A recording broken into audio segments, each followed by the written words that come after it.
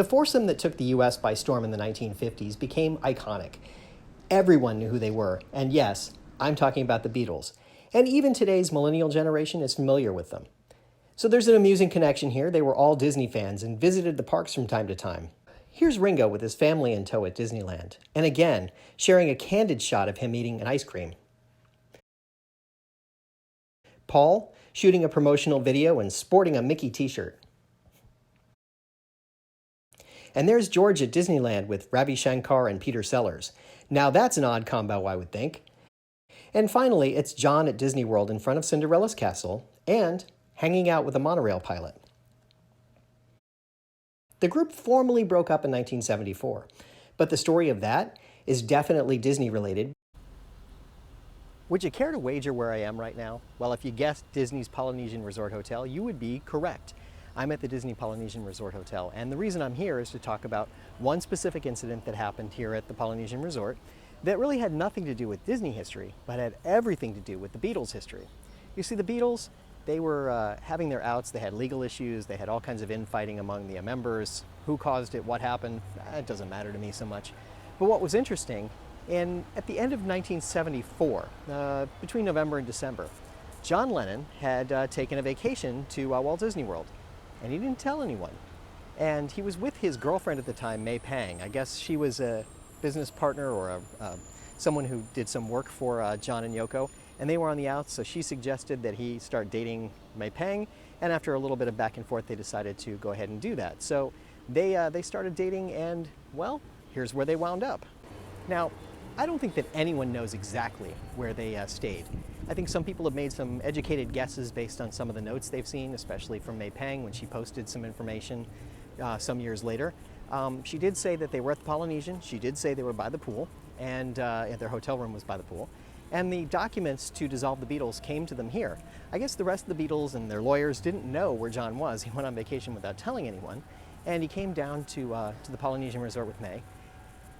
There is a picture of the signed document that May Pang has on a website that she owns, and there is one circulating picture of John and May Pang. He's wearing a Mickey Mouse shirt, and she is sitting next to him, and they're by the pool of the Polynesian. So that's kind of an interesting little nugget there. So where they actually stayed, we don't know, but we're going to make an educated guess based on the fact that they were facing the pool and were on the first floor. Those are the two pieces of information we know, the only two that we can really be fairly sure about. So we'll take a guess based on what locations are around there. So right there is the Great Ceremonial House. You can see that there. The pool is over here. So the number of places they could have been staying are limited to, but given the information that May Pang shared, that they were on the first floor and she picked up her camera and they went outside and took that picture, it's likely that they were either in this building right here or in this building right here, because those were the two buildings that at the time were the only ones that faced the pool. You do have across the way, there's a couple of other buildings that would have the first floor, but they're actually across the little marina area there, so you would have had to cross over the marina to get here, so she couldn't have stepped outside to take the picture. And there are no hotel rooms on the first floor of the main building, of the Longhouse, so it had to have been one of these two, given that. Now, which one it was is anybody's guess. Now, I have heard guesses from different people that perhaps it was this room on the end in the corner here that you're looking at, because it was the closest one, the most likely one. She did make some comment about being in a corner room because she was at the end of a hallway, but I don't know if that's true. I really have no idea. But it is kind of interesting to realize that they would have been in one of these two buildings, right here or right here, and stepped outside and taken that interesting picture by the pool. It looked a little different at the time, but it's kind of interesting to see where they may have been at that point in time. Now, of course, the pool was completely different at that point, but as I said, there is a picture of them sitting by the pool in December of 1974, and it would be somewhere in this area. Kind of neat, right? A little historical nugget, something interesting that happened here at the Walt Disney World Resort. Now, about that picture I mentioned. This is the one that has been presented as the photo of John by the pool at the Polynesian, but I have to disagree for a couple of reasons. First, the photo is clearly not at the Polynesian. None of the styles match. Second, John said he purchased this Mickey shirt the day before while he was at Disney World. Not saying that he purchased it while he was still at Disney World. It was a semantics thing that made me second guess him.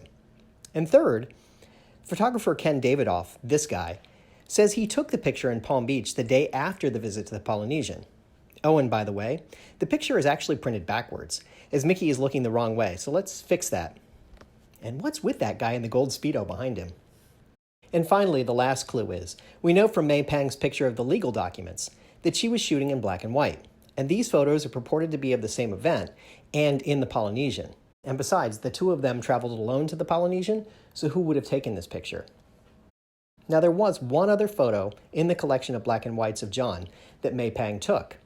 This might be the photo she was referring to that she took of John after walking out of the room. However, the background isn't exactly identifiable as the Polynesian, so it's possible she took it elsewhere on that day and the story got inflated over the years.